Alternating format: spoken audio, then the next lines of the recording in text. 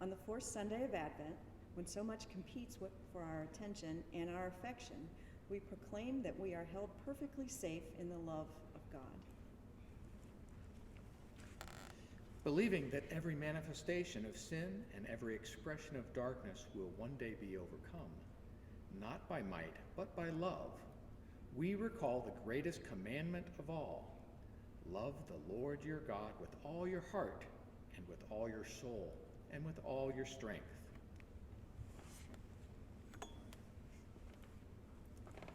As the Apostle John says, greater love has no one than this, to lay down one's life for one's friends. So we remember Jesus, who gave his life for friends and enemies alike, and invited us to follow in his example.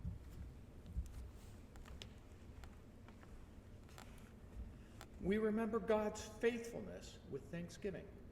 And though we may be weary, we rejoice in the coming of Jesus, our love. Come, O come, Emmanuel. Good morning, Neighborhood Church, First Church of the Resurrection, and any of our viewers that are tuning in. I'm Pastor Kristin Sgro. I'm one of the pastors here at Neighborhood Church, and we're just a few days away from Christmas, which we know is going to look a lot different for all of us this year. Over the past 3 weeks, we have heard Pastor Amy Roscoe preach on hope. We are waiting with hope for the full restoration of all things in heaven and on earth that Jesus won for us on the cross. We have heard Pastor Zach Sgro preach on peace. Jesus is our peace, how in him we have our completion and he makes us whole. We have heard from Pastor J.R. Roscoe preach on joy. Jesus is our joy and offers us his transcendent gladness. Today, I will be covering the word love. If you have your prayer card handy, you will see the text says John 15:13. Let's get started. John 15:13 reads, "Greater love has no one than this, to lay down one's life for one's friends." So as I was preparing this, I really felt the Lord calling me to speak on culture. In fact, even as I sat down to start writing it, my babysitter showed up in a t-shirt that said "Citizens of Heaven" across the front of it. I realized in that moment I was to go a different direction. He was showing me how important it is to know the culture in which you have been born and raised, and how the authority figures in your culture, both big and small, have influenced your view of what love is, what joy is, what peace is, and what hope is. And if we as citizens of heaven are to have hearts that receive God's love, then we're going to have to see where our culture has gone wrong with teaching us what love is compared to God's love, and truly let the Father and Son inform our hearts and our minds instead of our cultures. For many, it can be hard to believe in a God of love because their culture in which they've been born and raised in sheds negative light on what it means to be loved. So to start, let's define what love is, and then look at God's love, and later we will compare it to the way our culture defines love. The Bible Project, which is an online resource of biblical scholars, defines love as this: the kind of affection or care that one person shows another. You can show love towards your brother and sister. This is a brotherly type of love. And if you're a parent, you can show love towards your children. This is a parental type of love. All of this helps us understand God's love better. God has love for his people, and we are told that his love is comparable to a husband's love for his wife and a parent's love for their child. God created us to be loved by him, and all these other relationships on earth are to be reflectors pointing us towards God's love for us. So you can see how we can go so wrong in understanding God's love, because no one reflects God's love perfectly, partly because they've gotten their concept of what love is and does from their culture and the many relationships they've experienced within it. You see, it is love that has purposefully created us from the very beginning. You and I are not accidents. Whether you were a surprise baby, whether you were an unwanted baby, you were purposefully born by God's love to be loved by God and experience his love. No matter how little of love you have received, he has been on a mission for you to know his love, because you were meant to know it and experience it. So moving on, God has all sorts of deep feelings for us. This is why his love is compared to a husband's love for his wife or a parent's love for their child. It's one of the strongest things God feels. He, out of love, has created us. So his deep feelings don't come because of something we do or don't do. His love is what dreamed us up. It has always been there and has been meant for us to discover and experience.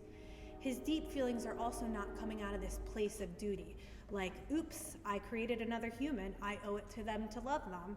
He did not create us for any other reason than to be loved by him and reflect him. He purposefully has born each of us in our mom's womb so we could come into this realization that we are deeply loved by the Father. So you see, his love originates from his own character and is not dependent on us. His love is an eternal fact of the universe. You and I can never exhaust all of God's love because it never had a beginning. God's love is not just a feeling, it's also an action. It's something God chooses to do. Like when Moses said, because of God's love for your ancestors, he brought you out of Egypt with great power. God's love is something he feels and also an action. Which brings us to this Christmas season. Why did he send Jesus? Because he loves us and he wants us to never be apart from him. So let's look at Jesus. Jesus makes God visible. He shows us what his love looks like in action. He tells us, greater love has no one than this, to lay down one's life for one's friends. Jesus sacrificed himself to show the greatest love the world has ever known. We were created for this love and for intimacy with God. And to that end, we were rescued from sin and death. In the book Sacred Romance by John Eldridge, he says, as I quote, "We have been more than noticed. God has pursued us from farther than space and longer ago than time. God has had us in mind since before the foundations of the world. He loved us before the beginning of time, has come for us, and now calls us to journey toward him, with him, for the consummation of our love." Jesus being born puts his eternal love he has had for each one of us on display. We can't just start with our identities as fallen beings or with us being new creations in Christ. Both are extremely true. We have to start with the why, though. Why would Jesus lay down his life for us? Jesus has come this Christmas morning to show us his love for us and put it on display so we have no doubt how much we are loved. What's Jesus' love look like? His love is a love that leaves comfort behind and status behind for a dirty stable and eventually for a cross. He enters our hurts and our pains of this world. He moved toward discomfort, not away from it. He laid down his power and privilege for those with none. He did not hate those that were different from him. He didn't cast us aside since we fell from our original design. My sinfulness did not keep him coming for me. The love that caused Jesus to do this was the love that has been there since eternity.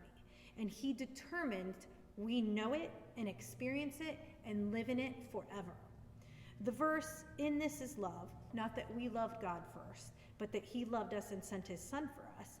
And the other verse, "We love because he first loved us." I used to read those through a condemning lens, defining myself by them.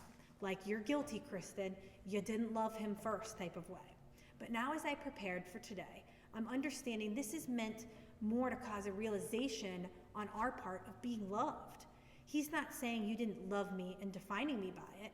He is saying you don't know what love is, and you couldn't unless God loved you first. Let me back up. He is saying you don't know what love is, and you couldn't love God first without realizing he first loved you. It's like we're on this journey to come to, awaken to this realization we are so loved. Many people are still working, striving for love the way their culture has taught them to. And with our eyes looking for perfect love coming from our cultures, from our world, and our families of origin, we will see nothing but people made in God's image, yet broken reflectors of God's love. We are citizens of heaven, not of this world, and therefore we should be looking to Jesus to realize how much we have been loved. So let's compare for a second how our culture defines love.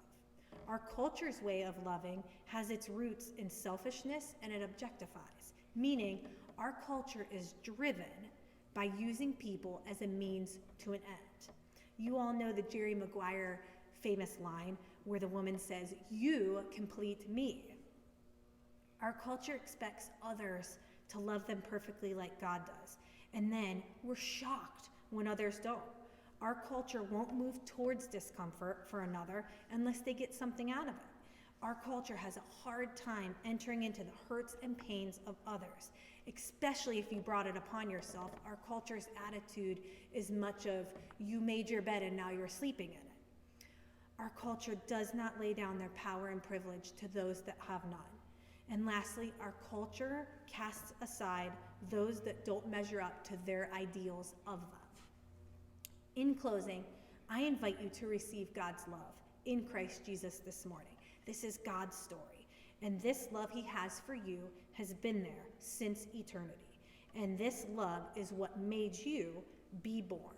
You were meant to discover it and experience